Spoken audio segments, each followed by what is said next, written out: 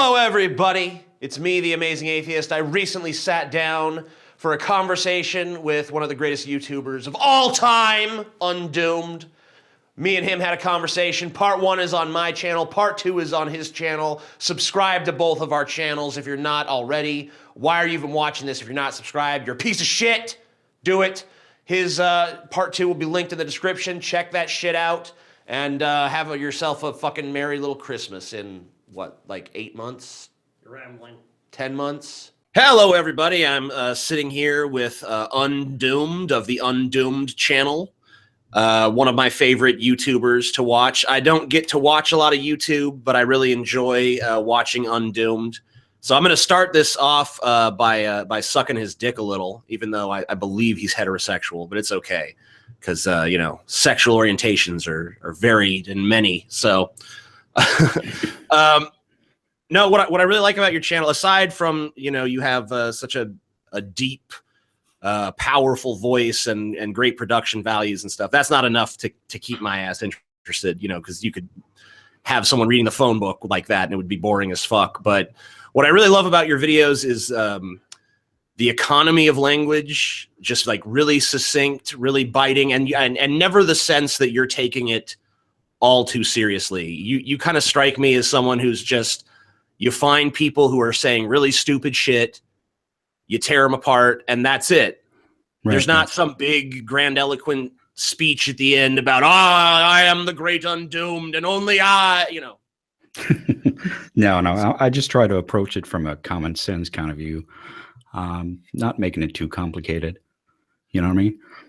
Yeah, and I mean, I love the approach because, you know, someone will say, like, sometimes we'll end up covering, like, the same videos, and when it comes to that, it's like I'll feel the need to make this big speech about why they're wrong and explain it from so many different facets or something. And then I'll watch your video, and you'll say, like, 3 sentences that pretty much convey the same meaning or a similar meaning, but are just like cutting right to the heart of it, just like boom. You're always going for the home run and the knockout punch and shit. And I really enjoy that. Well, thank you. I think probably everyone has that sort of feeling that they're not doing it right. So I mean, obviously, I like the long arguments too. It's a lot of fun to watch you go totally nuts over something and have this long tirade. So. That's just my style, I guess, and I have to be true to myself and do what I do. Oh yeah, I mean, and that's why it works so well. And I mean, like, of all the, I mean, there's so much anti-SJW shit on YouTube now. It's a saturated market at this point, right? But I feel like your content really stands out because you don't get too ideological. I don't ever feel like you're taking it all too seriously. For you, it's just about having fun and fucking on some goofballs, which I really enjoy. I think it's great. Yeah. I mean, it is a hobby of mine. It's not my living. So yeah. The first criteria for me to make a video is that, can I have some fun with this? And after that is, will it be fun for people to watch this? But the first thing is always, can I have some fun with it? So yeah, and I feel like usually if you're having fun making a video, usually the audience is going to enjoy it. That's not always the case, because there have been videos I thought were like, whoa, this was a blast, and then people were like, this is garbage. Yeah, of course. You're not people, you know, nobody's on point all the time, but yeah, it doesn't really matter to me if I have fun, because that's the main goal of this YouTube thing. So. Yeah, because it's just total hobby for you. Like you just enjoy it as a recreational activity. Yeah, you're not like me or Sargon or all these other people that have like made it into their life and their livelihood, and it's constantly what's on their mind and how can I do this? How can I do that? You're just taking more of a low stress approach. Now, obviously, that doesn't mean no effort goes in your videos, because very clearly there is a lot of effort there, but it's a labor of love, is what you're saying. Yeah, pretty much. I mean, obviously, I've thought about if I should go full time on it, but yeah, I haven't arrived at that point yet. So at this point, it's just for fun. Yeah, I mean, you definitely have the talent to do that. So just throwing that out there, my opinion. But I mean, So how would you rate your life as a full-time YouTuber? I mean, it's a blast, really. I mean, most of the time. The probably the element I like the least about YouTube is maintaining the social media presences. You know, trying to get new people to follow me on Twitter and Facebook and things like that. Right. Because those places, you know, the YouTube comment section, you can just ignore that. I mean, that's like whatever. But like Twitter, a lot of times people will come and you know, I'll say something on Twitter and someone will come and be like, you're not using nuance there. It's like, how is there going to be a nuanced fucking tweet? You have 140 characters to say what you got to say. You know, so there's no way I'm going to fucking be able to interject every iteration of every possible criticism into that fucking initial tweet. And, it's like that idiot video from those SJWs where they're like, yeah, I checked your Twitter feed and it's not nuanced. Like, yeah, it's fucking Twitter, asshole. Yeah, I mean, like, blame the medium, okay? You know, like in this case, true that you cannot do anything that's really that smart in 140 characters. Yeah, I mean, it's not even a matter of not being able to say anything smart, but people have to realize the limitations of the medium. Like, even if you do say something that's like witty or intelligent, of course, there's going to be angles that can be picked apart from when you only have 140 characters to establish it. I mean, even if you did write some giant gargantuan essay about your beliefs or what you think about a particular issue, people are still going to be able to pick it apart from some angle, no matter how well thought out it is, no matter how preemptive it is of whatever criticisms you think you're going to get. Right. People, another thing I see is people judging YouTube videos by titles. Okay. They'll read a title and they'll say, I know what this video is about. I'm going to argue with it. It's like, you didn't even watch it. They didn't watch it and they're going to argue. Okay. Yeah. I don't think I've run into that. That would be... well, I tend to have, I mean, I probably invite it a little bit because I tend to pick titles that I know are going to get people, what the fuck is this all about? So, you know, not like outright deceptive, but maybe a little bit intentionally incendiary. Kind of clickbaity. Yeah, a little bit. I guess probably everyone tries to come up with a title that'll get them clicks, though. So it's not really that strange. Yeah, I would say, like, to me, the defining trait of like clickbait is if you put something out there that is clearly just devoid of any real substance, you know. But you know, like all these top 10 channels. Like, I made a top 10 list of my top 10 favorite characters from film and television, and people are like, "What is this now? A top 10 channel?" It's like, no, I made one video, and there's nothing wrong inherently with the format of top 10 lists. Oh, really? It's just that people abuse it and turn it into dog shit. Go ahead. So they went after you for that? I enjoyed that video. I thought it was cool. Yeah, I enjoyed making it. You know, and I enjoy making a list every now and then. But, what was your number one? Picard, right? It was Picard. Yeah, it was Picard. Yeah, right. Yeah, I would have put Cisco there. You know, Cisco is great. You know, it was tough because I actually really like all of the Star Trek captains. I haven't really watched Enterprise, so I can't really speak for That's pretty bad. Yeah, I mean, I've heard bad things, but I mean, I liked them all, but I knew I couldn't load the list up with Star Trek characters, so I had to pick, like, who's my favorite captain, and it has to be Picard for me. But the great thing about Cisco is that, you know, Picard was always like, I will stand on principle, and you know, Cisco is way more of a pragmatist in a way, you know. Oh yeah, like realist. Yeah, I mean, and the episode, I don't want to give it spoilers. Everybody, Star Trek, Deep Space Nine, spoilers. The episode where he basically engages in a false flag terror attack in order to get the Romulans involved in the war against the Dominion. Yeah, that's, you know, that's my favorite episode. That's awesome. It's probably one of the greatest Star Trek episodes of all time. It may be the greatest Star Trek episode of all time. I think so.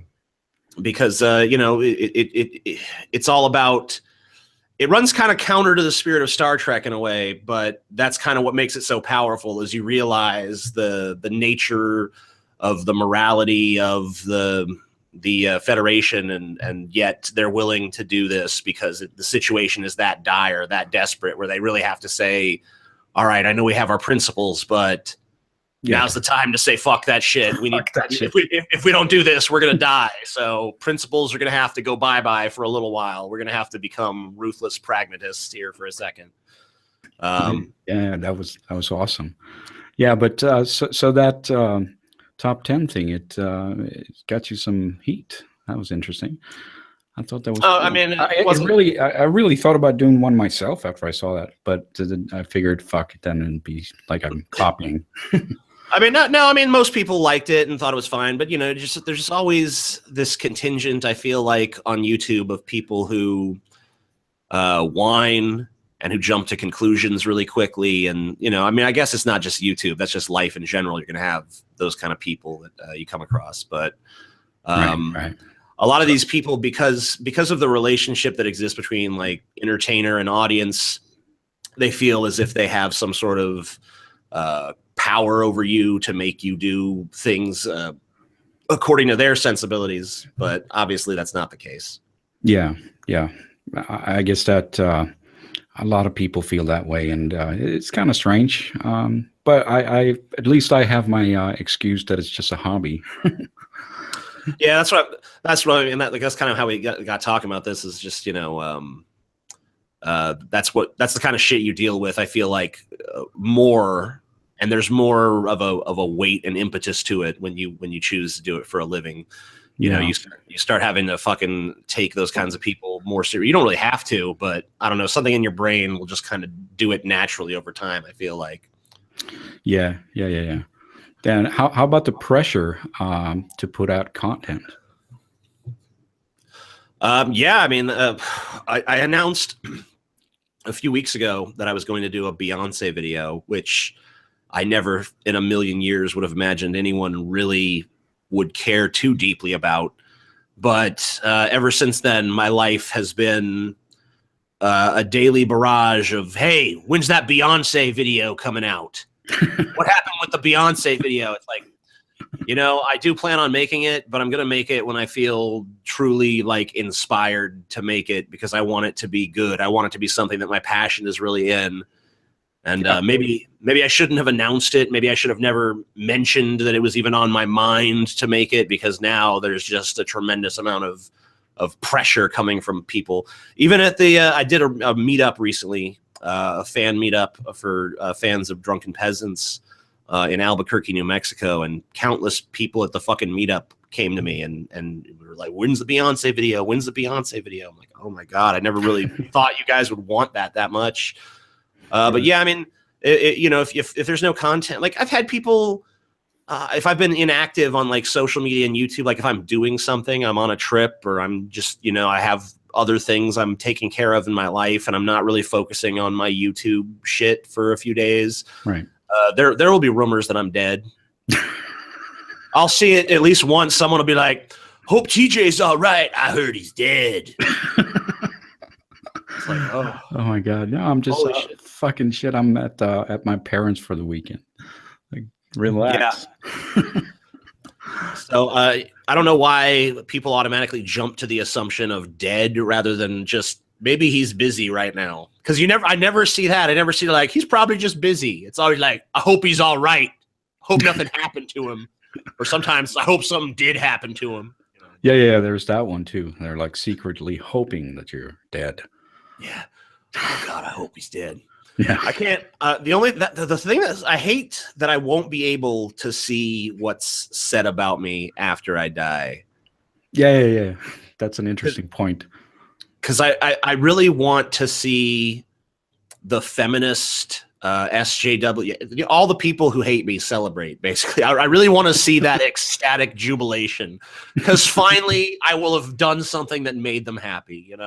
Yeah. You should have your funeral, or everyone should have their funeral before they die, so they can hear what people are going to say. I've seriously considered faking my own death just to see it.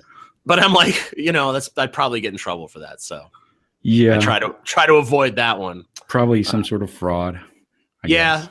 I would imagine so. Yeah. Back in the Wild West days of YouTube, there were times when people faked their own deaths. Though I remember there was a guy, Captain Awesome, back in the day that he had some friend of his come on and say that he was killed by like a radical Islamist. Wow. And it was pretty unbelievable, but people still did end up believing it. And that was kind of a big thing for a few days until he couldn't resist coming back. Yeah. And calling everyone who believed it idiots. Which I don't remember if I believed it or not. Usually on those things, I might reserve judgment to a fault because I'm very slow to declare something bullshit, even if it kind of triggers my bullshit alarms, because I just don't trust that process in myself.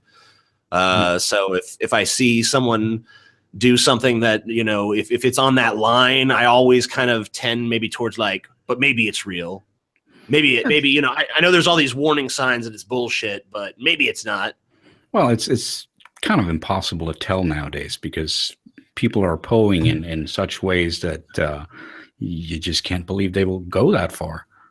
Yeah, I mean, like, for all I know, you're like a radical feminist who just does this to ingratiate yourself with the anti-SJW community or something. So, yeah, it's like that video with a girl who lost it in that coffee shop. Oh God, yeah, yeah. So apparently that's fake.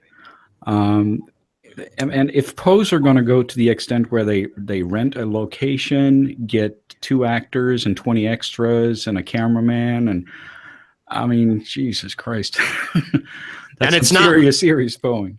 It's not like anybody couldn't tell the difference between that woman screeching about whatever and an actual snowflake doing the same thing, because it's totally believable. Yeah. So I mean, yeah, you're right. There's like this. It's a very blurred line at this point. You really don't know what's real and what's not.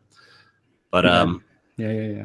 I guess we should have seen that coming when we entered the information age. Wow, who could have seen that coming? I don't know. I didn't see that. Coming. It seems so. I mean, I don't know, but it seems so obvious in retrospect, doesn't it? Like, just we're so saturated with so many points of view from so many different sides that no one really knows what's true anymore.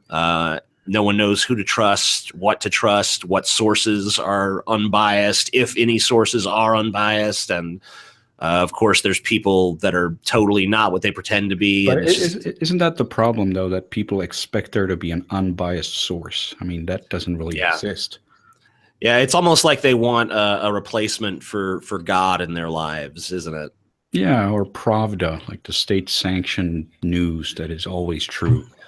We must go to the oracle at Delphi. She will tell us the truth, Yeah, that kind of bullshit.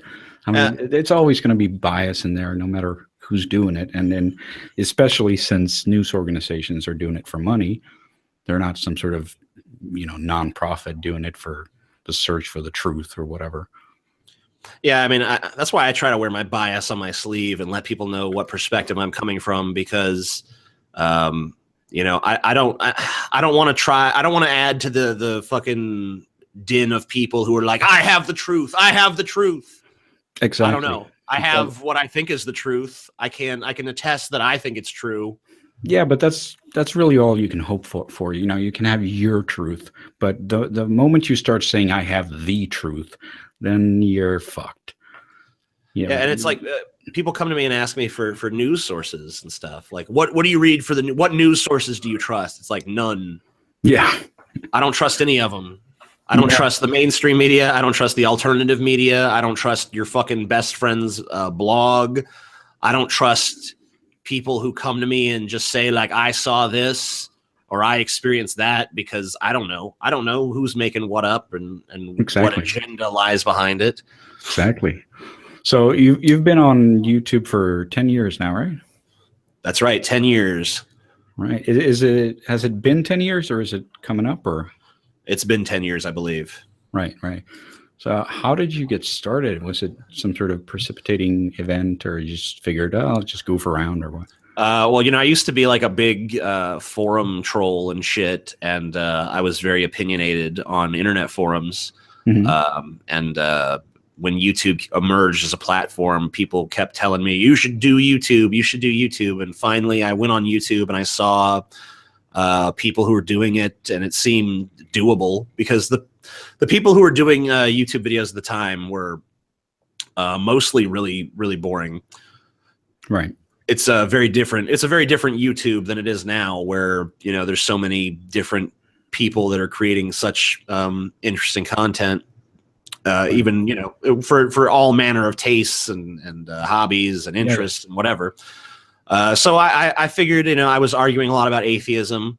So I decided, why not take the atheist message to YouTube? I saw there was already some people talking about atheism on there. So I started making videos about atheism and libertarianism, because I was a libertarian at the time. You know, I feel like my success on the platform was pretty immediate. Even the first video I posted seemed to do pretty well by the standards of the time. So I feel like I pretty much hit the ground running, and it just kind of grew steadily over time. You know, I've seen channels get gigantically bigger than me and then fade away into nothingness, and I've seen people, you know, I've seen people come and go, basically. I can't think of a single person from those days that I used to interact with or be part of the atheist community with. I can't think of any of them that are really still around now. So maybe I guess I should be. Yeah, I mean, I guess I should consider myself fortunate in that regard. Right. A lot of that old YouTube is just a forgotten relic of the past. Yeah. So how long did it take from when you started until they started monetizing stuff? So you said, or so you realized that you could make a living off of it? Yeah, you know, it was Sarah Palin was just announced VP, and so I guess it must have been around 2008. Right. And I put out a video about it, and for some reason, even though it wasn't a particularly good video, I guess it just ended up being the video that everyone watched about Sarah Palin getting the VP slot, and it made you know, $3,000 or something like that, which at the time I was like, whoa, you know, I've never made $3,000 before, not with this little amount of work anyway. Right. So I was just like, fuck, what am I doing? Why am I trying to develop websites, and why am I trying to do all these other little miniature ventures and trying to see what sticks? This is the thing I've been doing for the past year and a half, 2 years maybe.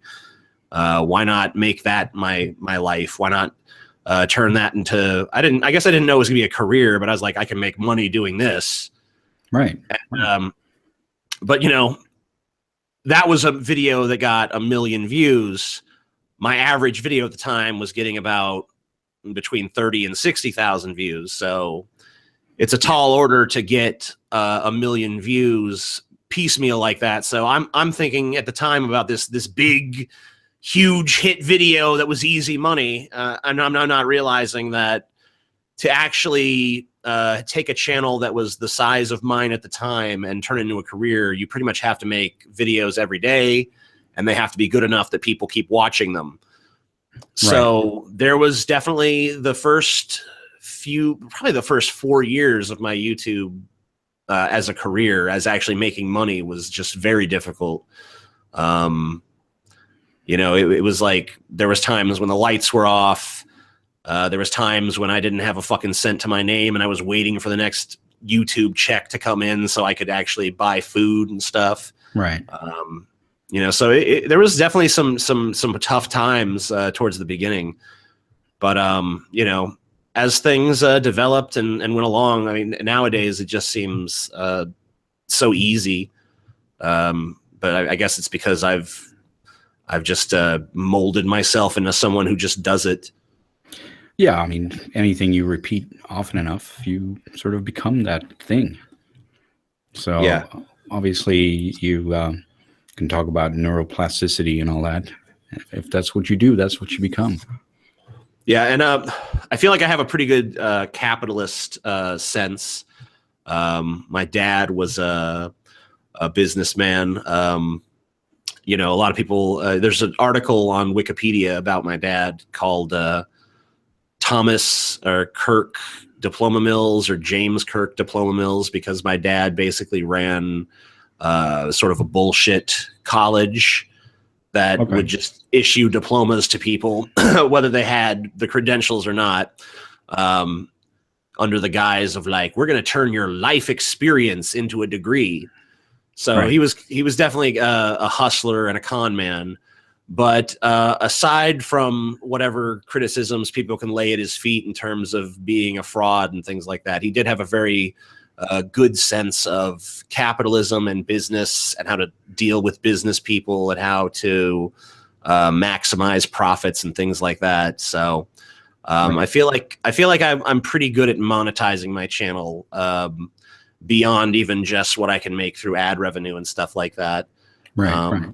You know, because I'm always looking at different opportunities and things like that, and of that nature, especially Drunken Peasants, you know, which has a small fraction of the subscribers that The Amazing Atheist does, but actually turns pretty much roughly the same amount of profit, or you know, even better on some months if we're selling a lot of T-shirts or have a particularly good Patreon month or whatever.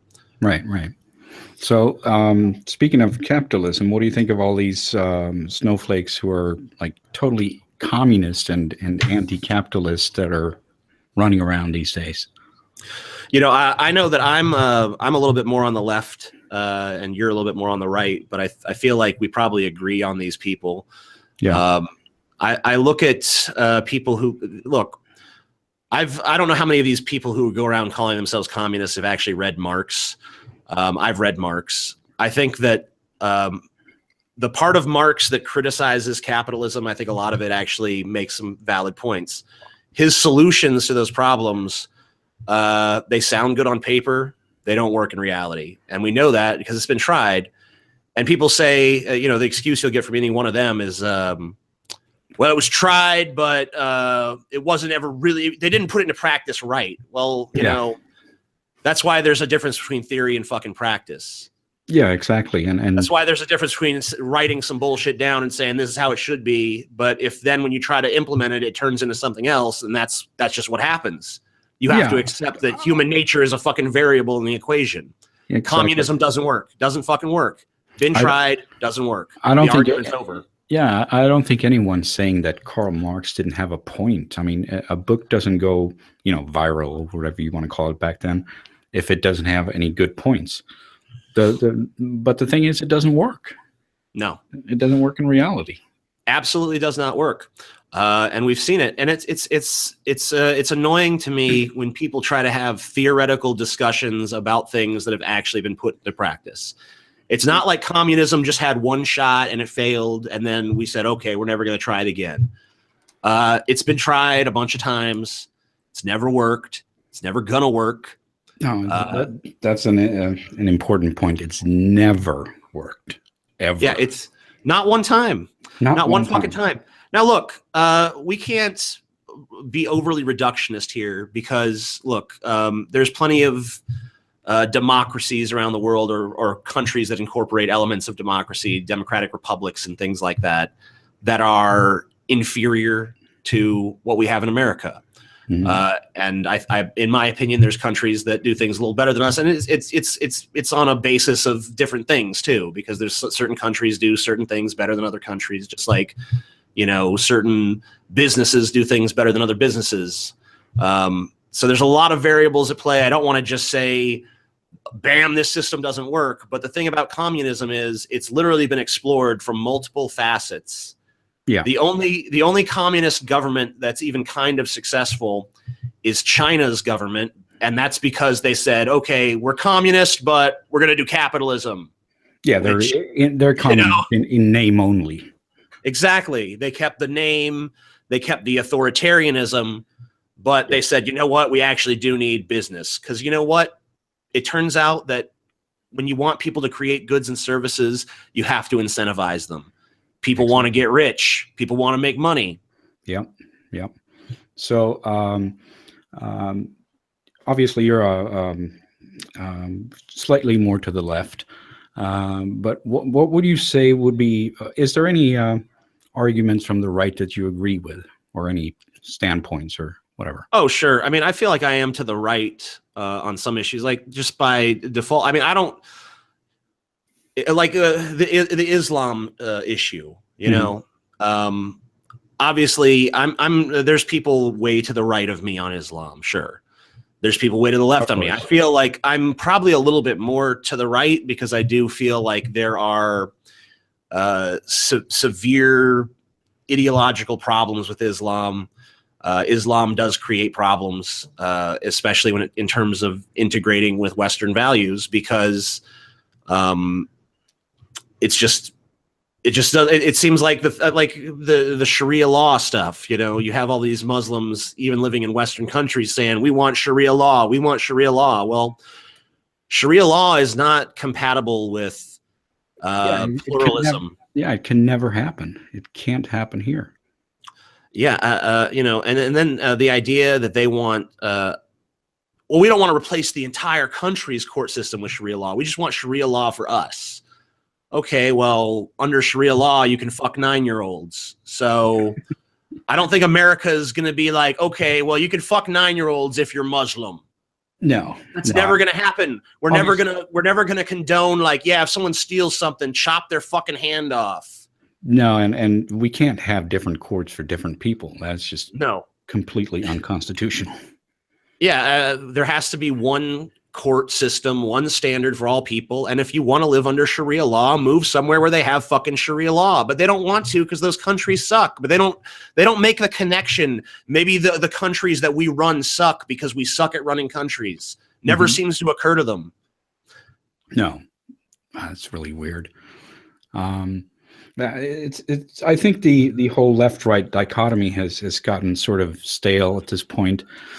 Obviously, when I was younger, I was a lot more right-wing, but right now I can't really say that I belong to either camp because they have so much stupid shit and then they have good points on both sides, and it's like I can't say that either one of them represents me. Yeah, I'm kind of in the same boat as you. My new angle of thinking has started to be fuck left, fuck right. It's all about forward for me now.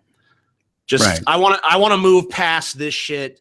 I want to move, like, I want these things, like I don't feel like there's any resolution in identity politics. No. I don't feel like there's ever going to be a moment where we all say, all right, we figured it out, because it's just too much bullshit. So what I'd rather do is just toss that fucking bag of kittens into the river. Weird analogy, but throw it in there, let the kittens drown, and drive on down the fucking road. You know, let's focus on some things of substance that more people can agree on. Because I feel like there's a lot of things that most people probably want. I mean, we all agree that more jobs is better than less jobs. Right. Let's focus on that. I think most people agree that a clean environment is better than a fucking polluted environment. So let's work on that. Right. Let's work on the things that people can actually get together on and say, yeah. And if someone wants to be a fucking transgender werewolf or whatever, you know, I think it's stupid. I'll make fun of it. Yeah. But I don't really feel like there's a great impetus for me to devote my time to it beyond just, I'm going to have an entertainment factor here. Earlier when I was talking about how you never take the shit too seriously, that's what I love about your approach, because I never get the feeling that I don't feel like when you're making fun of one of these people that you would ever actually try to, like, change them or affect their lives in any way beyond just saying, like, I think you're fucking stupid and what you're doing is ridiculous. Yeah, absolutely. I don't want to ban them or make them change or whatever. You know, they just they can do whatever they want, and then they have to accept the consequences of that, just as I have to accept the consequences of me being me. And you know, go for it. You want to be a transgender, you know, polyamorous pony, that's fine. Just don't expect me to take it seriously. Yeah, I'm never going to. Because I'm never going to do. Yeah, never going to happen. So, I mean, that's fine. Go ahead and do whatever you want. I don't want to ban you. I don't want to silence you. In fact, I encourage you to make more videos so I can make more videos myself. Yeah, I mean, that's a great way of looking at it because, you know, for you, it's just fodder. I mean, like every day I'll go on to Everyday Feminism, Right. because I've gotten so many great things from them, and I'll just go and I'll look at the stupidity and I'll see what is on the feminist mindset. And every time I go there, I always have this same thought cross my mind, like, God damn, I wish I had your fucking problems. I wish that this was the things that I thought fucking mattered in the world, because goddamn are they fucking silly. Yeah, first world problems and all that. Jesus Christ. It's unbelievable. But you have a good point there. It is kind of more enjoyable to read the other side's media. Oh yeah, I mean, like, because look, I love Sargon and shit, and I love Chris Reagan, and I love all these people making this anti-SJW stuff, but Right.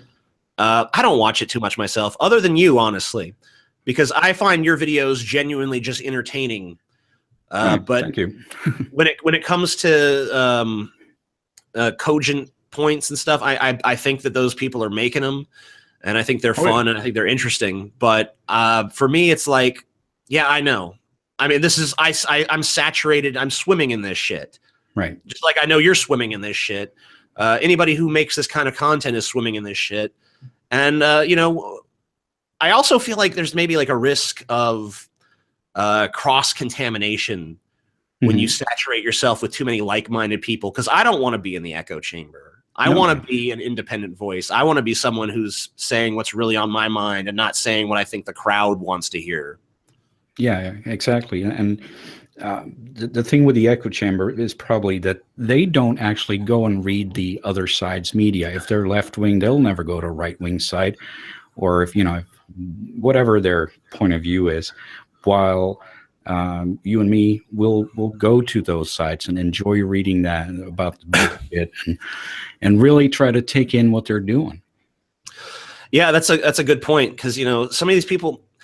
One thing you'll find, and I don't know if you can share this experience, but one thing I find, at least, is that when you criticize feminists and the SJWs, the race baiters, the whatever, everybody, all these little identity groups, it almost never happens that one of them will offer up any sort of rebuttal. Right. Never happens. No. I won't say never, but almost never happens. It's like they're not interested in engaging with that.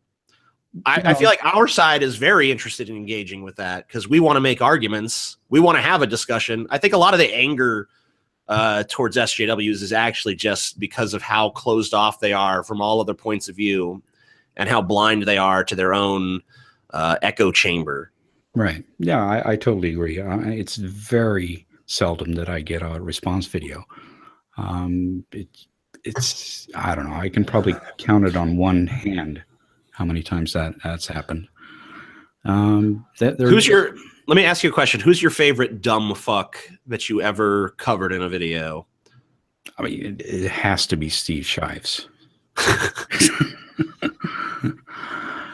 But I mean, there are probably more airheads, like, you know, like yeah, because he's definitely not the dumbest of them. No, I guess he's not the dumbest, but he's there's something that makes him right up there on the list anyway. Maybe he's just the most irritating one. I feel like I'm not even overly fond of this word, but I feel like he personifies the word cuck. Like, I don't think. I mean, look, even if you're a person who's like legitimately a cuckold and you want to see your wife or girlfriend getting fucked with like big black dicks all night long. Right. But that's a completely different thing, though. Even you're less of a cuck, though, than Steve Shives, you know? That's I guess that's the difference between cuck and cuckold. It's it's lower on the tier. Because the thing that Steve Shives has done, and I think we all see it if you watch enough of his videos, is that he has totally surrendered his own thinking faculties over to his girlfriend, to the point where, you know, he'll say really disturbing things that almost make me feel sorry for him. like just talking about her going through his music collection. Yeah. And telling him which things he likes are sexist and problematic. Like, yeah. Wow. How can a music collection be sexist, you fuckhead? Jesus. I mean, look, I don't like all the music my girlfriend listens to, but I would never in a fucking trillion years go through and be like, this is why this is garbage. You shouldn't like this because it's for this reason, and you have to think like me and you have to be like me. Right. It's almost like he's dating the female Onision. It's all about, oh, I have a sexual partner. Well, I'm not going to actually engage in a partnership with them. I'm just going to control them and tell them how to feel and tell them how to think. And Shives is obviously just weak-willed enough that worked on him, because prior to this bitch being in his life, he was a pretty reasonable guy, or seemed to be from watching his videos back in the day. I was never a huge fan, but he certainly wasn't then what he is now. No, of course. I remember seeing his videos back in the day as well. Before I was active on YouTube myself, but just a passive viewer, and it wasn't that bad. No, I mean, he was making reasonable points, reasonable content. He understood then that he made videos back then that he would call people Islamophobic for now. He wasn't afraid then to criticize Islam, because there wasn't this big, oh, it's racist to criticize Islam. Oh, it's and feminism defending Islam. Well, that's just that's a goofy situation, don't you think? That is just a mind fuck, isn't it? How in the fucking hell can you defend Islam when you're a feminist? I mean, I can't even come up with a good likeness for what's wrong with that. It's so wrong. I mean, Jewish Nazi. Jewish Nazi. That's exactly right. Black Klansman. I don't know. I mean, it's that level of stupid, but it's real. And we have people who are doing these big women's marches. Yeah, my favorite is that one with the LGBT people. Yeah, their march for Muslims, right? Yeah, they're going to throw you off buildings, and you're marching for them. That's great going. I mean, like, even in countries that are a little bit more permissive of homosexuality, look, there's still gay people in Muslim countries, and there's still gay bars and shit, but it's all underground. And it's underground because if you get caught engaging in that sort of behavior, in some countries you're going to jail. In some countries you're getting fucking whipped in the fucking town square, and in some countries they're just going to lob your fucking head off, or throw you off a building, or set you on fire, or shove a fucking piece of dynamite up your ass, and whatever. Right. And you're going to march. People who are of these orientations are going to march on the behalf of this religion. Just absolutely goofy. And then, like I said, this woman who's with the Women's March, I forget her name at the moment, but the Sharia law chick, going around on Twitter proclaiming, "Oh, Sharia law, Sharia law." Sharia law says that for a man to be convicted of raping a woman, there have to be 4 male witnesses. Sharia law says that a woman's testimony in court counts for 1/3 of a man's, or 1/4, or some ridiculous number like that. Mm-hmm. And this is going to be someone who's doing a march for women, for feminism, is going to be proclaiming that, oh, this is the most just law in the land. I mean, Susan B. Anthony would fucking blow her brains out. Yeah, and she's also going around saying, like, what was it? If you wake up with no interest rates, you know you're living in a Sharia country or something. Yeah. So doesn't that sound great? It's like, we found the one thing that's superficially good about it, and now we're going to pimp that as though it's all it's about. Yeah. Don't you think that may have something to do why your countries are shitty? Because you can't have any sort of place to get money to start a business or whatever. Yeah, because who's gonna fucking loan money if they can't charge an interest rate? Yeah, that's if I want to loan someone money, if I'm gonna loan someone $10,000, it's gonna be because they're gonna pay me back $12,000. Yeah, or 13. Simple. Over the course of some time. It's basically, they need the money now. I already have it. I'll loan it to them, and I'll make a little profit in the long run. Exactly. That's why you loan money. If I'm going to give them $10,000 and then I just have to cross my fingers and hope I get $10,000 back, that's dog shit. Yeah. Who the fuck wants to do that? No Who's one. going to offer a small business loan under those stipulations? I mean, it's garbage. It's Yeah, absolutely it's garbage. And yeah, it's I can't believe they're running their country like that. Obviously, you need to have loans. I mean, like, plenty of these Islamic countries are charging interest on loans and shit. I mean, they're not. They probably have some backdoor thing there they can. Yeah, I'm sure they found loopholes and ways around it. And Sharia law isn't the law across the Muslim world or anything, but it, a good solid chunk of it, yeah, it is. Yeah. But I mean, like these Saudi billionaires and these big oil magnates in the Middle East, they're not playing by those rules. No. And we can see that obviously from this the Trump thing where he banned the Muslims, as they say. We didn't include Saudi Arabia there. Yeah, I mean, it's because Saudi Arabia is our ally. Of course.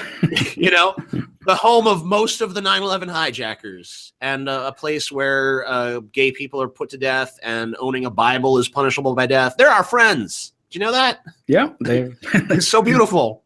They let us land planes there, and they sell us oil. So they're good guys. Yeah, I mean, so they scratch our back, so we scratch theirs back a little bit. But I mean, if you look at them ideologically, they're terrible. One of the worst fucking Muslim countries there is. We're not going to stop travel from there. It's totally. I mean, like the travel ban. I don't know. It's not a Muslim ban. Everyone, I think, with a brain knows that. But I've heard some fucking stories. I heard one in particular that really concerned me. From a student of nuclear physics. Okay. Who was talking about a professor. Or someone with great. I don't know if it was a professor exactly, but we'll just say it was a professor. Mm-hmm. Someone with great nuclear knowledge. Right. That was Iranian. They went back to Iran to visit family. He tries to come back in the United States. The travel ban blocks him. I'm sure he's probably back now because the courts have halted the ban and shit. But if the travel ban had stuck, there would have been this nuclear physicist that's now stuck in Iran. Yeah. That's like kind of like why you have to think about unforeseen consequences. You have to be able to foresee things like that happening. Someone with nuclear physics knowledge, you don't really want them stuck in Iran because eventually get that motherfucker back as soon as possible. Yeah, I want that guy here working on our nukes. I don't want him over there working on Iran's possible fucking future nukes. No. No, thank you. But a lot of these people, to just. I feel like the problem with this refugee shit, the biggest problem with it is that we take a big chunk of a failed society, and we don't fucking try to change what it is. We don't try to re-educate it. We don't try to adapt it to a new way of life or anything. We just take it in a big scoop, plop it down in the middle of Western civilization, and say, "There you go." Right. And and then you end up with these fucking big ghetto areas that are filled with refugees from, whatever country X, we'll say Syria. You have a big fucking enclave of Syrian refugees. They're not integrated. They just live in like little Syria. And anybody, and they rule by, they have their own laws and their own rules and shit. And white people dare not venture there. Anyone who's not Muslim dare not venture there because they'll be attacked or raped or whatever. That's kind of go ahead. No, you go ahead. I've talked enough. That's a difference between like, Little Italy or Little China or whatever. Those places are always nice to go to. I've never heard of a Little Iraq or something that people wanted to go to. Yeah, you know what? If Little Iraq consisted of, let's go to Little Iraq and peruse some stores and we'll try some Iraqi food and shit. If that was what it was all about, I think people would be like, cool. Of course. But it's not. It's like, oh shit, we're in the Iraqi part of town. Roll up the fucking windows, lock the doors, let's drive fast. Oh, red light, I don't give a shit. Keep going. Yeah. So did you see the other day that Apple, Google, Microsoft, Kraft, Ford, General Motors, AT&T, McDonald's, Boeing, Disney, all these companies came out and said that they were going to support the action against Donald Trump's executive orders. Did you see that? I didn't see that. On what basis? And which? I don't really know in what way a company can actually support a court action. Yeah, I don't really know that, but that's what they said. They came out with joint statements and all that shit. Did they present a reason why, or did they take aim at a particular executive action, or was it just we're opposed to Trump in all things? I think it was the travel ban. Okay, I don't remember exactly, but the thing that just struck me is like I get a really bad feeling when companies come out and try to influence politics. It's like, Jesus Christ, you already have my wallet. Now stay off my fucking politics. I feel like it's very presumptuous. The same way that when Chick-fil-A was making political statements about how it felt about gay people and shit. And I mean, I heard tons of stories from gay people who worked at Chick-fil-A. Like, what the fuck? I mean, I work at Chick-fil-A. I wear the Chick-fil-A uniform. I'm serving people this fucking chicken. Why are you trying to fuck with me? I mean, I'm one of your employees. Right. And I feel the same way like at McDonald's. Like you don't think there's anybody who supports Trump who works at a McDonald's, who supports the trap. Like, why are these companies involving themselves in political disputes in the first place? Yeah, I don't know. Especially ones that I mean, I don't know. Maybe there's interests that they have there that I'm just not aware of. Because obviously they have interest in all that, and that's fine. But when they try to influence politics, you're walking into why Hillary lost. We don't want that. We don't want fucking corporations coming in and just, because obviously they have more money than God put together. Yeah, they probably have all the money in the world. And if they want to do something, it's probably going to happen. Yeah, I mean, if you want to influence politics, or I want to influence politics, we don't have infinite money, first of all, but people can look at us and they can see, here's who this person is, here's what this person has said, here's how this person thinks, here's what this person believes. If you're talking about McDonald's, how does McDonald's think? What does McDonald's believe? What principles does McDonald's stand for? The only principle that I know of that they should stand for is get me my fucking food quickly, because that's what you do. You're fast food. I give you money. You give me shitty food. I eat your shitty food. I say, why did I do that? And I leave. Yeah, I mean, that's what McDonald's is. I don't care who they support for president. Yeah, and their principle is just make money. So anything that they say is obviously there to make them more money. That's why I'm figuring that these companies must have some sort of financial stake in this travel ban not existing. Yeah. I mean, because that's really what that's what corporations are about. They're not doing this either that, or they're doing it as a PR thing. Like they're looking at it in the winds and saying, I bet you we can make some money by playing to the anti-Trump people or something. But if you're a fucking company that's offering goods or services to people, entering into partisan politics just seems like a really weird thing to do. Like, I don't think anyone wants McDonald's to be anything but apolitical. Yeah, and I think it's wrong. I think there should be some law to force them to not be involved in partisan politics, because they have so much power. Well, I mean, you have to realize we live in a country where there's so much infrastructure in place now about corporations being people, corporations having the right to donate unlimitedly to political campaigns and shit. I mean, that's part of the reason politics is so broken and fucked up in this country, is because there's so much money in politics. It's like, who are you going to be more loyal to? The person who gave you a vote, or the person who's given you fucking, $60,000 for your reelection efforts, and all of the money you don't spend just goes to finance your new boat or whatever. Right. Yeah, obviously.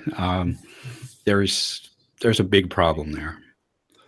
So what do you think of the what were they called now? The Justice Democrats? I'm waiting to see on them. I mean, there's people involved that I don't like. Right. I don't like Cenk Uygur. I think Cenk Uygur. I mean, I don't. I think no one does. Yeah, I mean, clearly some people do, but I don't like him. I think he's dishonest. I think he's a scumbag. Mm-hmm. He probably feels the same way about me if he thinks about me at all, which I doubt he does, because he's high on the fucking hog if he's not the hog himself. But Kyle Kalinske, who is really the mastermind behind it, is a guy whose channel I watch regularly. I agree with him probably 80 to 90% of the time, mm-hmm. roughly. I think he's got a good head on his shoulders. I think I think his heart's in the right place as well. I don't know. So I really have hopes for it, but I don't know how he's going to surmount the identity politics part of the left wing. I just think it's too deeply entrenched for you to totally be able to excise it. But I feel like that's what really needs to happen. I feel like this identity politics shit, it has to go away. Yeah. I feel like it all has to dissipate and go deep into the rearview mirror, because if there's anything that makes liberals look fucking stupid objectively, because we can have arguments about economics, and we can have arguments about what sort of rights exist for people, and what sort of country we should have, and what sort of vision of the future should there be. Right. But what pretty much turns everyone against the left is when we have the snowflake factor. Yeah. When you have these people who are just all about language policing and being offended, being professional victims. And they're a problem on the right too, but just not nearly as pervasive. No, I mean, they used to be the idiots of politics, but now they don't seem so crazy anymore all of a sudden. That's weird. But the thing with the Justice Democrats, like you're touching on here, is of course that they have a lot of identity politics built into the platform, and that's the bad part of it. Yeah, I mean, if you look through it, they have all the women's make women equal and all that stuff, which really you're going to invite all the identity politicians in here now? Yeah, I didn't agree with the inclusion of that. I feel like if that's part of the politics, that's already being represented by plenty of people. Yeah. For me, if you're going to do something called Justice Democrats, it should be about the things that are being genuinely neglected by modern leftists. And that's not the identity politics issues. That's not the politically correct bullying. That's being done. No, and that's why the left is getting dragged through the mud. That needs to be excised. Exactly. And I don't. Yeah. I mean, that's the only thing we see. They're only talking about the fucking identity politics 24/7. We don't need that. I mean, which is really a shame, because there's so many ideas that come from the left that do resonate with ordinary people, that just do really well in polling and stuff like that. But we never get any of those ideas out there. No, and I'm not. What happened? Yeah. Go ahead. No, it's like, what happened to trying to help the working class? What happened to that? Yeah, I mean, that's this is the reason Trump won the Rust Belt, because these people who they voted for Obama twice, and they never saw their jobs come back. No, they never saw him challenge NAFTA. Far from that, he championed it. They saw him championing the TPP, which is basically just the new NAFTA. Going to expand NAFTA, going to make NAFTA stronger, better, bigger. Right. And they said, these people obviously don't give a shit about us. Trump went there and he told them what they needed to hear, which is that I actually do give a fuck about your jobs. Yeah. I actually do care about you. I'm going to kill this fucking TPP, and I'm going to fucking dismantle NAFTA, and I'm going to put tariffs on fucking Mexican goods and goods from other countries. We're going to have fair tariffs, and if there's going to be trade wars, then fucking so be it. There's going to be trade wars. Right. By the way, all of that, by the way, I agree with Trump on all of those things. That's the part of Trump's platform that I'm actually behind him on. Most of his platform I don't really care for, but that stuff I just talked about, that's the part of Trump that I thought, wow, Trump just basically took he took what was working for the left, that the left basically tossed aside and said, we're going to be about feminism and shit now. And Trump said, okay, well, then I'll just take that and I'll run with it. And he did. And now he runs the fucking country.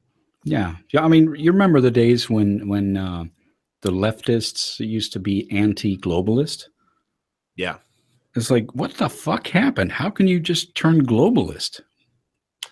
It's because they, there's the thing about globalism. I don't think there's anything inherently wrong with the idea of globalism as a thing. I don't think we're anywhere near being ready to do that. I don't think we should even be trying to do that right now.